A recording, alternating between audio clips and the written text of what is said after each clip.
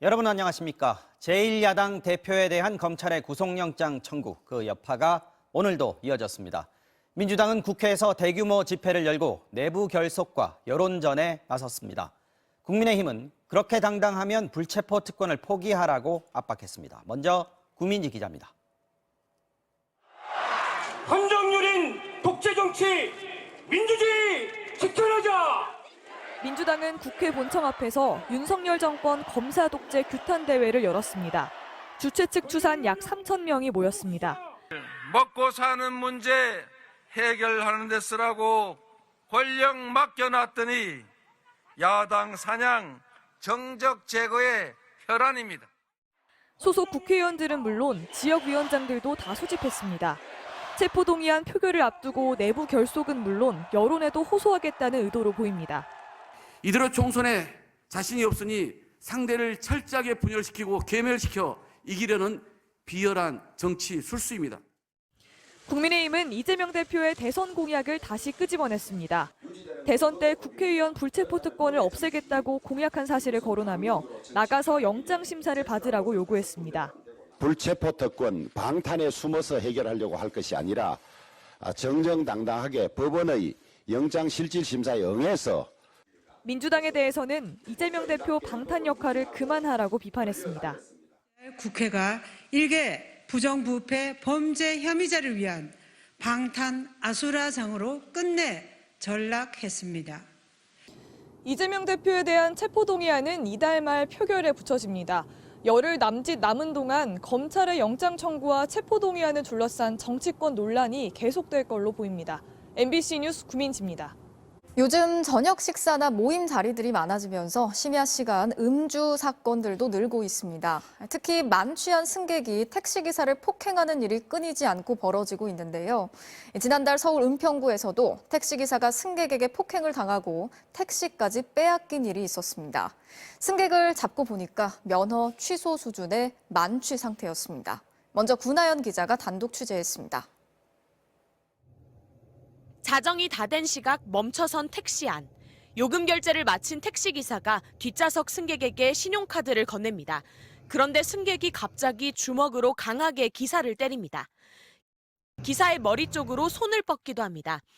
폭행당한 택시기사는 강한 충격은 물론 두려움까지 느꼈습니다. 정확히 이쪽 턱뼈 쪽에 이쪽을 맞았거든요. 근데 저는 이걸 예상 못했거든요. 갑자기 내릴 것 같았는데 갑자기 주먹이 날라오니까요. 무서운 거는 나중에 동영상을 확인했는데 웃고 있더라고요, 심지어. 기사가 폭행을 피하려고 택시에서 내리자 뒤따라 내린 가해 남성이 운전석에 앉았습니다. 남성은 뒷문이 열린 상태로 몇백 미터를 달렸고 이어 택시 안의 집기들을 부순 뒤 차에서 내려 달아났습니다. 카드 태국 이거를 뜯어서 버리고 공기청정기도 뜯어가지고 버리고 가다 보니까 이 가방이 없는 거예요. 화단 거기다가 이렇게 처박아 놨더라고요. 이 남성은 택시기사를 폭행한 지점에서부터 약 300m를 직접 운전해 이 동물병원 앞에서 검거됐는데요. 택시기사의 가방은 이 화단에서 발견됐습니다. 당시 남성의 혈중 알코올 농도는 면허 취소 수준, 만취 상태였습니다. 사건이 발생한 지 한 달 가까이 지났지만 폭행을 당한 기사는 지금도 택시를 몰기가 두렵습니다. 3일 동안은 그 주먹으로 맞은 부위가 너무 아파가지고 좀 치료 좀 받았거든요. 트라우마라고 하나요? 일을 좀 해야 되나 그런 생각도 많이 들고. 경찰은 가해 남성을 운전자 폭행과 기물파손, 음주운전 등의 혐의로 조사했습니다. 그런데 구속영장을 신청하지는 않았고 음주운전 혐의만 검찰에 넘긴 단계인 것으로 확인됐습니다. 경찰 관계자는 차량 절도 등의 혐의는 가해자가 조사 일정을 계속 미루고 있어 조사가 늦어지고 있다고 전했습니다. MBC 뉴스 구나연입니다. 그런데 어젯밤에도 택시기사를 때리고 차량을 훔쳐서 달아난 만취 승객이 또 있었습니다. 이 승객은 심지어 인도의 가로등까지 들이받았는데요. 이 택시기사들은 밤에 운전대를 잡는 게 두렵다고 호소하고 있지만 이들을 보호하기 위한 대책은 제자리 걸음인 상황입니다. 이어서 김세영 기자가 취재했습니다. 어젯밤 서울 서초구의 한 사거리에서 흰색 택시가 빠른 속도로 좌회전합니다. 아슬아슬하게 인도를 걸치더니 곧바로 핸들을 꺾어 중앙분리대를 치받습니다. 폭주하듯 달리던 택시는 건너편 인도의 가로등을 들이받고서야 멈췄습니다. 꺾어져가지고 중앙선 그 가들이 막는 걸 그거 바꿨어요. 붕 소리 나면서 그냥 건너편 그 가로등하고 나무 있는데 거기다가 들이박았어요. 차량이 들이받은 가로등은 현재 철거된 상태인데요. 그 주변으로는 차량 파편들이 떨어져 있습니다. 그런데 택시를 몬 운전자는 기사가 아니라 만취 상태의 승객이었습니다. 사고가 나기 약 40분 전 상황입니다. 택시 뒷좌석에 있던 승객이 갑자기 운전석 쪽으로 넘어옵니다. 바깥에 있던 택시기사가 깜짝 놀라 막아보려 하지만 승객은 막무가내입니다. 운전이 그만하려고 운전석에 앉았거든요. 운전석에 앉은 승객은 기사에게 주먹질까지 하며 창문을 닫은 뒤 그대로 출발해버렸습니다. 앞서 택시기사는 이 승객에게 폭행을 당했다며 차에서 내려 경찰에 신고하고 있었는데 그 사이 승객이 택시를 훔쳐 살아난 겁니다. 비슷한 사건은 최근 급증 추세입니다. 택시와 버스, 대리기사를 포함한 운전자 폭행 사건은 2019년 2,500여 건에서 2년 만에 4,200건 이상으로 늘어났습니다. 그래서 밤운전, 특히 취객 트라우마가 있다는 기사들이 적지 않습니다. 저도 맞아본 적이 있어요. 밤에 택시 운전하기 좀 무섭거나 그러진 않으셨어요? 그런 건 좀 있죠. 밤에는 이제 주로 더 조심하는데 술을 많이 채신 분들을 보면 사실 꺼리게 되죠. 택시기사 보호를 위한 차단벽 설치를 의무화해야 한다는 지적이 꾸준히 나오지만 여전히 지자체 재량에 맡겨져 있어 도입이 지지부진한 상태입니다. 기사들은 거의 다 100% 하죠. 하고 싶어 하죠. 아무래도 택시라는 직업이 그렇잖아요. 뭔가 잊어본 상태에서. 택시에 112 자동신고 시스템을 장착하겠다는 서울시의 계획도 경찰과의 협의가 지연돼 좀처럼 속도를 내지 못하고 있습니다. MBC 뉴스 김세영입니다. 음주로 사고를 내도 성범죄를 저질러도 직업을 유지할 수 있는 사람들이 있습니다. 바로 의사들인데요. 다른 직업들과 형평성이 맞지 않는다, 특권이다 이런 비판이 나오면서 고치려는 시도가 많았지만 번번이 좌절이 됐습니다. 지난주 국회 본회의에 의사 면허 취소법이 올라가면서 의사들이 다시 한번 파업 카드를 검토하고 있습니다. 정혜인 기자가 전해드리겠습니다. 지난달 20일 새벽 30대 배달 노동자가 음주 차량에 치여 숨졌습니다. 운전자는 회식을 마치고 집에 가던 40대 의사였습니다. 이 의사의 병원은 곧 다시 문을 열 예정입니다. 저희 현재 2월은 휴업이고요. 다음 달부터는 그냥 다 정상 운영하시는 거예요? 네네.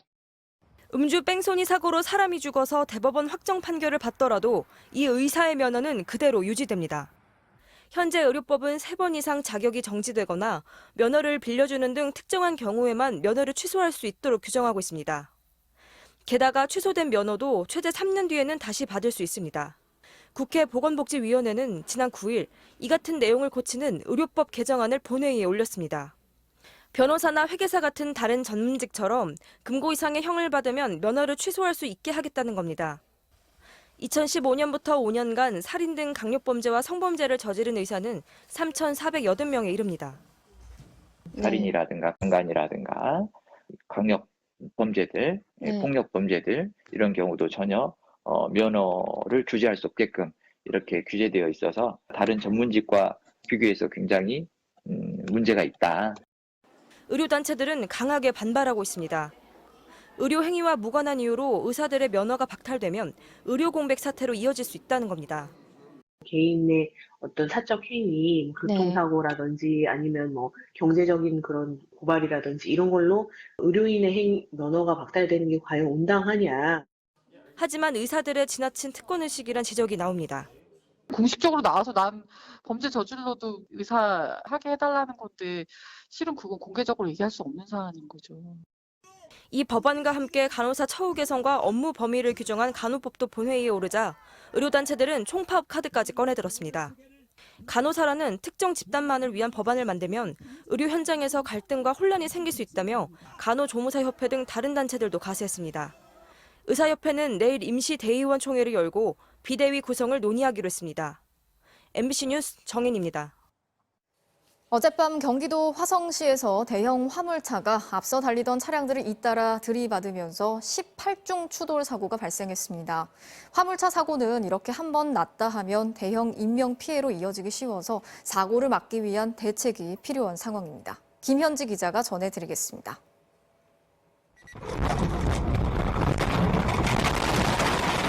뒤에서 달려오던 대형 화물차가 속도를 줄이지 않고 앞차를 들이박습니다. 부서진 차량의 파편이 사방으로 튀는데도 화물차는 아랑곳하지 않습니다. 차선 틈바구니를 비집고 그대로 달려나갑니다. 화물차에 받친 차량들이 뒤엉키면서 18중 추돌 사고로 확대됐고 도로는 순식간에 아수라장이 됐습니다. 사고를 낸 화물차 운전기사는 경찰 조사에서 두통에 시달리다가 순간적으로 의식을 잃었다고 진술했습니다. 음주 측정 결과 알코올 성분은 검출되지 않았습니다. 대형 화물차 사고는 피해가 클 수밖에 없습니다. 지난해 12월 경북 지역 고속도로에서도 화물차가 앞선 승용차를 들이받아 운전자 2명이 숨지고 3명이 다쳤습니다. 특히 화물차는 적재량도 크다 보니 갑자기 멈추기도 쉽지 않습니다.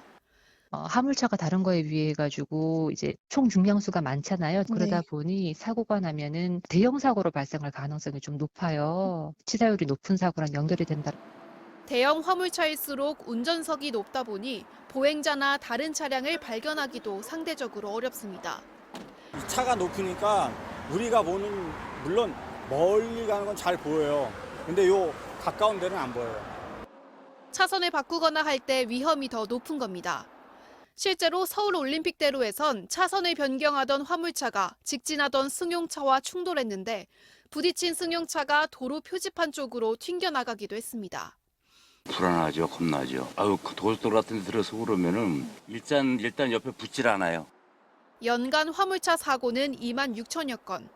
일반 승용차에 비해 사고 발생 대비 사망자 수가 2.6배에 이르고 있어 화물차 운전자들의 교통법규 준수는 물론 이들의 안전운전을 위한 대책도 필요해 보입니다. MBC 뉴스 김현지입니다.